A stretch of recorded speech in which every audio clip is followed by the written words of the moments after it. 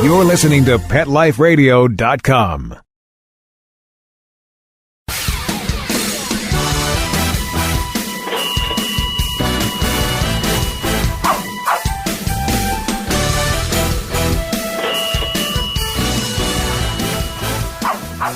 Hello and welcome to Six Figure Dog Business on PetLifeRadio.com. I am your host, Ty Brown of TyTheDogGuy.com. Now, this is the show where we help you start or grow your dog-related business to a healthy six-figure per year or more income.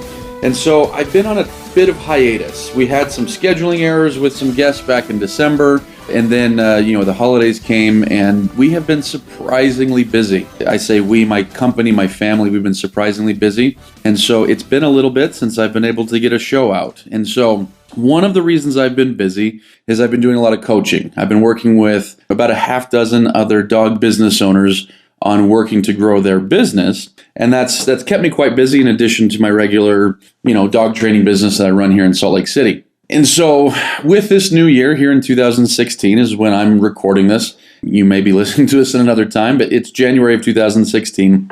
I've been looking back at the shows and trying to decide what I want to do to best serve the guests. And so, like I say, I've been doing a lot of coaching, a lot of teaching other business owners. And so what I wanted to do is going to be a little bit different over these next few episodes. And I haven't decided how many are going to be on this, type of format. But I wanted to do a few episodes here that are going to be just a little bit different. If you've listened to my show before, you know that, I'm typically interviewing somebody, so it's me talking with another guest and picking their brain and getting information from them. And so what I wanted to do, though, is change the format for a bit. So these next few ones are going to be just me. So I apologize in advance if you don't like my voice, my sense of humor, or what have you. But I'm going to encourage you to listen anyways because, gosh darn it, I want the stats on my show. I'm just kidding.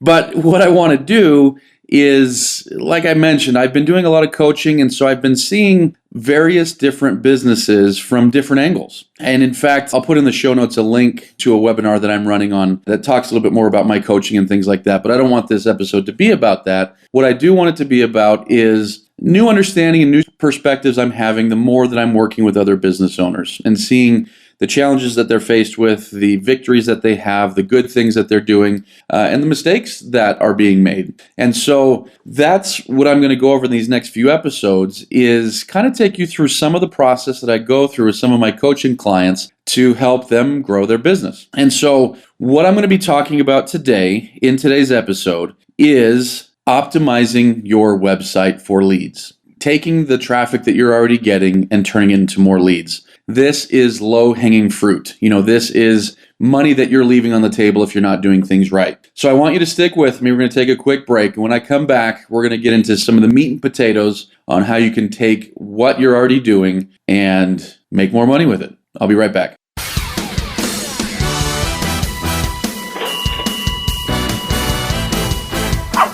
Sit. Stay. We'll be right back after a short pause.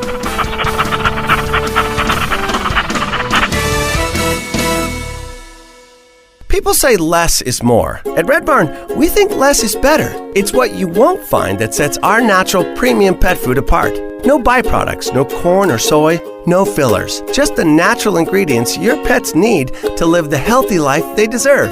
Look at the label. We want you to. Red Barn Naturals Pet Food. Simply the best. Find it in your local pet specialty store. Try our grain-free rolled food. It's protein-packed with less risk of food sensitivity. Begging to hear more of your favorite show? Full episodes of all our shows are available on demand. Go to PetLifeRadio.com to fetch our entire lineup of Possum Pet podcasts. Also, dig us up in iHeartRadio Talk and iTunes. Let's talk pets. Live and on demand only from Pet Life Radio. Let's Talk Pets on PetLifeRadio.com.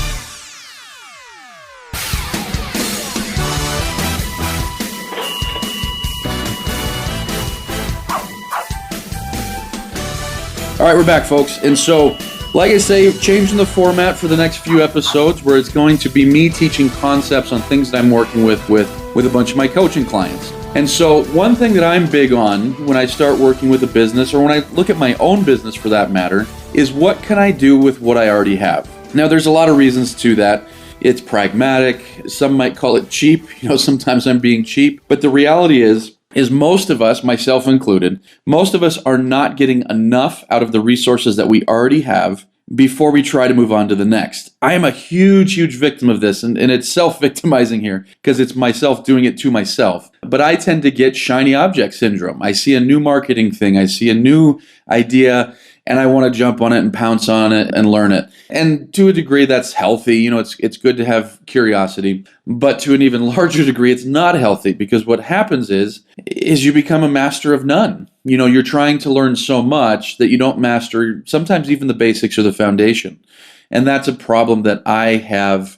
That's a trap that I've fallen into a number of times and continue to fall in and probably will continue to fall in. But one thing I have noticed is that the better I do at focusing my efforts, the better my business grows. And so I want to encourage you to do that. So I'm entering this episode from that mindset on what can we optimize with what we already have. So before we start spending more money on advertising, before we start, spending more money on infrastructure, on software, on new gadgets, on the new campaigns, whatever, what are we already doing that we can just do better? And in other words, what is money that we're already leaving on the table? And like I say, this is the most efficient money because it uses the resources that you already have. It uses things that, are already your assets rather than going out and buying new assets in the form of advertising or employees or whatever. And so like I say, what I've been finding with my coaching clients is very often the lowest hanging fruit is this website, one of their biggest assets. For us that are dog business owners, whether we're dog trainers, dog walkers, groomers, pet sitters, what have you, one of our biggest assets is this website. Some of us have buildings, some of us have vehicles, some of us have, whatever the case might be. So, many business owners are going to have more, but that's one of the wonderful things about having a business in this day and age is that with very little capital, we can have a website and we can have a real asset that can create sales. And so, like I say, in most cases, this asset is not being used the way that it could. And so one thing that I'm, and if you've listened to my shows, you've probably heard me say this, but there's really only 3 ways to grow a business. You can get customers to purchase more often, you can get bigger ticket amounts when they do purchase, or you can get more customers. Now, a lot of us that listen are dog trainers, and getting repeat business is doable, but typically isn't going to be the staple. What I mean by that is, you might train somebody's dog and then maybe a year or two later they do touch up, or maybe 5 or 6 years later they get another dog, or, maybe they do a basic class and they do an advanced class. And so it's not like unheard of, or not even unheard of. It's not like uncommon that people get repeat business in the dog training world. In grooming and pet sitting and dog walking, repeat business is a much bigger part. But, in the dog training world, it's often not the biggest part, just because, if you do a good job, you make yourself somewhat obsolete. Like I say, there is room for repeat business, but not a ton. But for everyone listening, there's definitely room for bigger ticket amounts and getting more customers. And so those kind of can often go hand in hand. I'm going to be going at this a little bit from getting more customers because, like I say, most of us, myself included, are leaving money on the table in the form of customers that aren't converted because our website's not doing its job. And so, like I say, it's often low-hanging fruit. The website's already there, traffic's already coming. We're just not getting enough clients per visitor. And so I always tell people to think of their website as if it were a salesperson. What if you have a bad salesperson? You've got this storefront, for example, where you sell clothes or whatever, and you get people coming in all day long and no one's buying, or maybe very few people are buying. We've got a salesperson problem, right? You wouldn't want to do any more advertising. You wouldn't want to bring more people into that store until you fix that salesperson problem. And so let's look at your website that way. We need to make sure that we're getting as best as we can, and there's no such thing as perfect. There's always room to get better, but we want to get as best we can the amount of people coming into our store, our website, and turning into customers. And so the first thing that we need to do in order to make sure that we can optimize that process is we need to have some degree of analytics. We need to know our numbers to a degree. And so we need to track our conversions. Now, as I say this, don't freak out because there's some very basic things that you can do. I'm not talking about deep analytics. I'm not talking about getting into your Google Analytics account and trying to understand every graph in there. I sure as heck don't understand half of that stuff. But I'm talking about essentially 3 analytical items that we're going to be looking at. So if you need to pause this and grab a piece of paper so that you can write this down, make sure you do that. But there's 3 things I want you looking at. Number 1, how many visitors are coming to your site in any given time period? Let's say a month, just for the sake of looking at a time period. How many leads does that turn into? And how many leads does it take in order to make a sale? And so when I say leads, that can be a variety of different things. That can be email, inquiries, that can be phone calls, that can be filling out a form on your website. However you are creating leads on your site, let's track that. And so the first 2, how many visitors are coming and how many leads are we getting is a big part of what I want to talk about today. Because that's where I say a lot of folks are missing some money on, what we would call a lead conversion rate. And so if you have 100 visitors come, how many leads do you get? So this is a question and a topic that I've seen brought up quite a bit in business forums, whether it's for dog business owners or others. The question is, what's a good lead conversion rate? If I have 100 people come, should I be getting 2 leads? Should I be getting 10 leads? Should I be getting 20 leads? There's not a right answer here. And that's probably not the answer you're looking for, but there's not a right answer here. And the reason there's not is because everyone has such a different sales process. Some people are so much better in face-to-face meetings that all they need to do is create that upfront lead, and they just need to get that person in front of them and they're good to go. My business, I'm not terribly good face-to-face, I'll be honest. And so we want to do we want our leads to be a little bit more educated, which means we might get a lower lead conversion rate than some companies. Just because in order for somebody to become a lead, usually we have them jump through 1 or 2 hoops. It makes them a better lead, in my opinion, but we get less leads, and so it's just how you want to skin the cat, I guess you could say. And so, but like I say, the first thing I want you to identify is how many visitors you get and how many leads. And so the visitors is fairly easy to track. Get Google Analytics on your site. If you don't have Google Analytics on your site, go to a website called Fiverr.com, which is Fiverr.com, and type in install Google Analytics. And you will find 10 people who will put Google Analytics on your website for $5. And so anyways, tracking the amount of visitors coming to your site is pretty easy. Analytics is the best tool. Free tool? No, not the best tool. Definitely the best free tool, though. A lot of folks have different tools built into their hosting. Some of them can be good, some of them not so much. But Google Analytics is typically recognized as a very, very, very good tool. Now, the leads, this might be a little bit more difficult. If you're getting form fill-ins, your leads might be fairly easy because maybe they're going into a software and you can see, okay, over a given period of time, how many people filled out that form.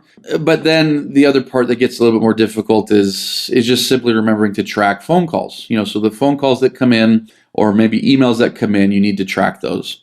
And so like I say, once we've figured out how many visitors, then we need to look at how many leads. And there's your lead conversion rate. So if you've got 100 visitors and 8 people turn into leads, well, that's an 8% conversion rate. And for a lot of sites, that would be pretty good. Definitely not bad. And like I say, this is where I feel that most business owners are not getting the low-hanging fruit is because they're not converting those leads. And so when I'm in different forums, when I'm talking with different business owners, I often see questions like an advertising, person called me today and they want me to advertise on the local news website. What do you think? Should I do it? Or, I had Dex or Yelp. Dex. Does Dex even exist anymore? I had Yelp call me and they want me to advertise. Or I had this company call, they want me to advertise. What do you think, guys? This is a good idea. And inevitably, on these forums, someone's going to say, nope, I did it and I got no money. And other people are going to say, I did it and it was okay. And other people might say, I did it and it was great. And so there is no platform that is either good or bad for advertising. But what is bad is advertising without having at least a relatively decent idea of what's going to come from it. And that's understanding your numbers. Because if you know how many visitors you get, how many leads that turns into, and then the third one, how many leads turns into a sale, you can really track how valuable each visitor is. If you look at it and you say, okay, I get 1,000 visitors per month, it turns into X amount of leads, that turns into X amount of sales. Well, obviously an easy way there is to say, you get 1,000 visitors and you make $10,000. Well, each visitor is worth $10. But again, I like to make sure we're breaking it down into leads and sales and things like that. If you don't know those numbers, what's the point in advertising? Because you have no clue what's going to come back from it. You're just throwing money out there and hoping it comes back in. Whereas if you know your numbers, you can advertise or you can essentially know exactly what you can afford to put out there. And when I say afford, I mean that in two different ways. I mean that in the sense of what you can afford in money if you decide to advertise, or what you can afford in creating content. Because I see, dog business owners these days essentially bringing people to their space. Their space might be their website, their Facebook, their whatever. Bringing people to their space in those two ways. They either pay for it with actual dollars in the form of advertising, or they pay for it in sweat equity in the form of creating content or in the form of, creating things that people want to come look at. And so if you know what your visitor value is, if you know what your lead value is, if you know how many leads it takes to make a sale, you can know, all right, it makes sense for me to spend 5 hours this month creating content because I know that's probably going to bring 1,000 visitors, based on past history, and I know that that'll bring $10,000. Or, this ad rep says that, they're going to bring me 500 visitors that are pretty targeted. Well, I know that that's going to bring me $6,000 or whatever the case might be if you know your numbers. And if you don't know your numbers, you're just kind of up a creek. And so kind of the first half of my episode here is kind of a call to people to start tracking what they're doing, start understanding their numbers. Even, like I say, these are rudimentary. I mean, we're not even getting that deep at all. This is something that everybody can do. But if you're tracking your numbers, you know what the value of those numbers are to you. And of course, that can vary. There's different types of traffic. Traffic coming from this source might convert better. Traffic coming from Google might convert like this, and Facebook like this, and from this advertising source like that. And so, of course, we're not talking about an exact science that says, well, I've been bringing in 1,000 visitors from Google. Let me bring in 1,000 visitors from Yelp. They might not convert the same, but at least you've got a baseline and you have a good idea of what you're going to get back. Therefore, you know if it's going to be good for you. Now that you understand the importance of doing that, I want to make those visitors more valuable to you by helping you convert more of them. So I'm going to take a quick break. When we come back, we're going to talk about that optimization process and things that you can do right now, hopefully, or get your webmaster on them so that you can start to see some changes. I'll be right back. Okay, so I want to talk about some tips and tricks, tips and ideas for things that you can do. Some are very clear, just like do this. And others are more concept driven, like understand this concept and implement on your site type thing. And so let me get some of the easier ones out of the way first. But even though they're easy, they often can mean a lot to conversions. So number one, try to have your service area somewhere in your header. I see a lot of websites where you go there and you've got to fumble around a bit before you find out that they're in Minneapolis or they're in Fort Lauderdale or wherever the case they might be. You've got to fumble around a little bit before coming to that conclusion. And so folks online don't want to fumble around, and quite frequently they will not fumble around. And so this becomes important because a lot of folks think, well, they typed in Las Vegas dog training and they came to my site. Well, maybe they got there a different way. Who knows how they got there? But if they're there and they have no idea where you are, they may or may not have the patience to figure it out. And so like I say, there's plenty that will. They'll have the patience, they'll figure it out, and maybe they'll turn into a lead. But I mean, we're talking small numbers here make a big difference. And so like I say, I mean, if you know that you're converting a lot of your leads, well, 1% more leads, because somebody didn't have to fumble around, can often mean another $1,000 a month, another $2,000 a month, things like that. And so we've got to look at even some of these tiny details, but try to make sure that your service area is somewhere in your header so that people understand very quickly once they get there, if they're in the right spot, before they just back out of there and go to the next website. That's a little bit more clear on where they are. Second thing here, same idea, make sure that there's contact information in your header. I know that probably every one of you has a contact button, which is cool. You should have that navigation tab. But even with that, again, attention spans are small, and not everyone wants to do that. Sometimes somebody's on your site, and they're just going through and like, let me pick up the phone and let me call this guy. And then, if you make it easier to call them, you will get more calls. I mean, it's just a very natural progression. If you make things easier, you will get more of it. And so it's a very simple concept, but make sure that's in there. All right, next one is one that I am doing on I'm redesigning my website now. And so if you go to my website, you won't see that I've done this. But I heard this on a podcast the other day and I was like, gosh, that makes so much sense. And what it is, they were talking about, on this podcast, they were talking about how their conversion rate went up 90-something% with this one little thing. And what that one little thing was they put testimonials throughout the site. And so a lot of folks have a navigation tab called testimonials. I've got it too. Or I think I do. I'm pretty sure I do. It's a dumb thing that I don't even know that. Like I say, I'm in the middle of a redesign. But a lot of folks have testimonials. And so what happens, though, is the testimonial page is often the least looked at page. I mean, and there are plenty. And so I don't think it's a bad thing at all to have a testimonials tab. There's plenty of people that will jump on that page. But by the same token, if you look at analytics of most sites out there, oftentimes the testimonials page is one of the least visited. And it makes sense, because people know what, when they get on there, that it's basically going to be an advertisement, right? It's not going to be necessarily something that'll help them. Although there is that type of person that it will, they just need someone to tell them, yes, this is a good company. And so that's where I say, I don't think it's a bad thing to have it on there. Like I was mentioning, this company, I talked about their conversion rates went through the roof by simply peppering them throughout all of the different content pages. So as somebody was reading something about such and such, boom, here's a testimonial from Cynthia. As they're reading about this, all right, there's a testimonial from Brian. And so what happens is, as they're getting the information they need, they're being somewhat indoctrinated on how awesome you are. And so little thing, but it's one of these things that can make a big deal. Okay, next thing is, let's make some calls to action throughout the site.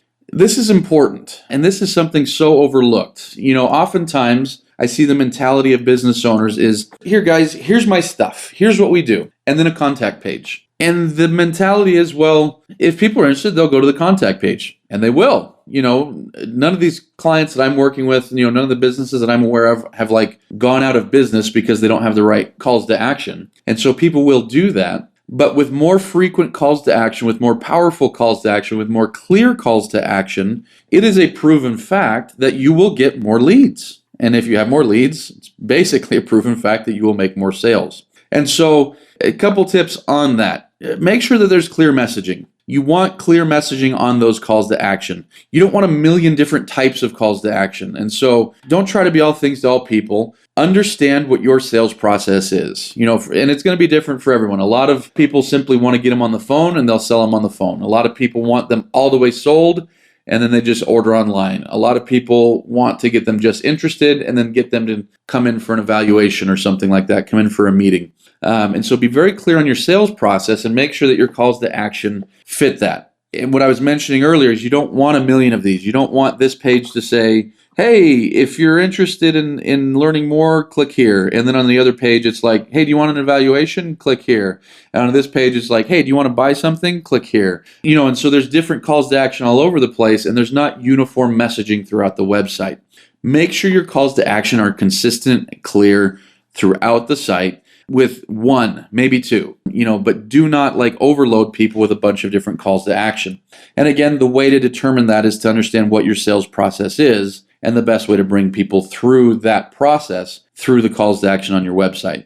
And so like I say, what we try to make sure that we do is we include them in the body of content. So on a blog post, for example, a blog post, halfway down, it might say, hey, do you want your evaluation? Click here. And then 3/4 of the way down, hey, do you want your evaluation? Click here. And then all the way at the bottom, hey, do you want your evaluation? Click here. Now, obviously done in a non-obtrusive way that's not in their face and bothering the heck out of them. And, and I would only do that if there was a huge blog post, on a shorter blog post, maybe one or two. But you want calls to action, not just on the contact page, and not weak like that. The contact page is weak. There's no calls to action. It's like, hey, if you like us, get in touch. Or if you have a question, get in touch. Whereas a call to action describes exactly what you want them to do in order to take the next step. Again, what is the next step with you? I don't know, but that should be your call to action. And so like I say, within the content, oftentimes hyperlinked within the text. And so in your text, it's talking maybe you've got a blog post and then there's an image, there's a banner image halfway through that says, hey, want your evaluation? Click here, or whatever. Obviously do better copy than that. But, and then in the text, maybe you're telling a story about someone and this pit bull owner wanted a free evaluation. And so they came in to get that. You can get one too, click here, or whatever. Obviously that's bad copy again, but so hyperlinked in the text with banners on the pages, and just various different ways, get that call to action out there and you will get more leads. Can promise you that. Next thing I want to talk about is content. People want to see and know you. And so I find that a lot of websites, I would classify them somewhat as sterile. Sterile in the sense that it's like, hey, here's what we do. You like it? Call us. And it's more about what you do. It's not about what you create. And what do you create? Are you a dog walker? Do you create a tired dog so that they don't have to? Are you a dog trainer? Do you create a dog that's no longer aggressive? Are you a pet groomer? Do you create a day where they don't even have to think about it. Their dog just comes home clean and smelling good and with a nice little cut. What are you creating for them? That's the picture and that's the story you need to be telling, not I walk dogs, I train dogs, I bathe dogs. People know what you do. They need to know what you create. They need to know the benefit that's in it for them, what's created for them. And so make sure that there's content that people see and know you. And so I see a lot of websites that are very simple, and simple's not bad, don't get me wrong, but it's like home, about, services, contact. And there's no meat. There's nothing for people to really get in there and dig in and figure out, who is this dog walker? I'm going to trust my, and so again, people will go through the process and they'll call and they'll get to know you and stuff like that. But ideally, you want to create leads as warm can be. And one of the best ways to do that is by creating content. Now, what I like to do, and what I always recommend to clients, is we want to create content that does one of two or even two of two things, which teaches a concept or shows a result. Notice I didn't say tells what you do. Now, tells what you do needs to be somewhere on the site. It needs to be like, hey, we train dogs, or hey, we bathe dogs. So that has to be in there to a degree. But the content that you should be creating should teach a concept or show a result, or both. Because that's what people are there for. People are there to get a problem solved. And if you teach them a concept about how to do it, maybe they go off and solve it themselves. Probably not. Probably they need to hire you. Or they're there and they need to show, they need to see a result in the form of a testimonial, in the form of a before and after video, in the form of a blog post that tells a story about a concept or whatever. But you need to be teaching them a concept or showing them a result, or both. And like I say, you can definitely do content that's both. Now, I'm very specifically saying content because this could be an article, a blog post article. This could be a video. This could be an audio, a podcast. This could be any sort of content, but you want it to teach a concept, show a result, or both. Don't simply outline what it is or what you are. Teach a concept, show a result, or both. If you can start doing that, that's one of the biggest things that creates conversions for us. Because if you look at my web properties, there are so many mistakes. But one thing that we've been good at is just getting stuff out there for years and years. And so without doing anything on purpose, I've got thousands and thousands of YouTube subscribers and millions of views and things like that. And we're always trying to get better at it because there's plenty that do it way better than us. But by just throwing stuff out there, nowadays we're much more clear in how we throw stuff out there. So don't just throw stuff out there willy-nilly. Make sure that it's teaching a concept, showing a result, or both.